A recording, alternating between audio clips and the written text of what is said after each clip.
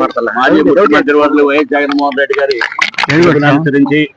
కూటమి ప్రభుత్వం అధికారంలోకి వచ్చిన దగ్గర నుంచి కూడా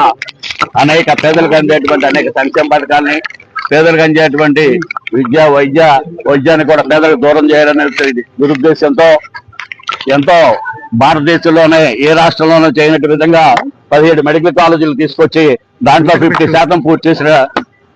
వైఎస్ఆర్ కాంగ్రెస్ పార్టీ అధికారంలో పూర్తి చేయడం జరిగింది. ఈ ప్రైవేట్ కాలేజీలన్నిటి కూడా కొంతమంది పెట్టుబడిదారులకి, కొంతమంది కార్పొరేట్ శక్తులకి వాటిని ప్రైవేట్ భాగస్వామ్యం చేయాలని చంద్రబాబు గారు చెప్తుంటే, జగన్మోహన్ రెడ్డి గారు ఈ రాష్ట్రంలో 17 మెడికల్ కాలేజీ ఉంటే పేదవాళ్ళకి అందరికి కూడా వైద్యం అందుతుందని చేస్తే, ఈ విధంగా కూటమి ప్రభుత్వం పేదవాళ్ళకి అందేటువంటి వైద్యాన్ని దూరం చేసిన దానికి నిరసనగా రాష్ట్ర వ్యాప్తంగా ఈ రోజున వైఎస్ఆర్సీపీ కార్యకర్తలు అట్లాగే కూటమి ప్రభుత్వాన్ని వ్యతిరేకించేటువంటి శక్తులు కూడా ఈ రోజున వచ్చి ఎంఆర్ఓ గారికి మెమోరాండం ఇవ్వడం జరిగింది. దీన్ని బట్టి ప్రజలు అర్థం చేసుకోవాలి. కూటమి ప్రభుత్వ అధికారులకు వచ్చిన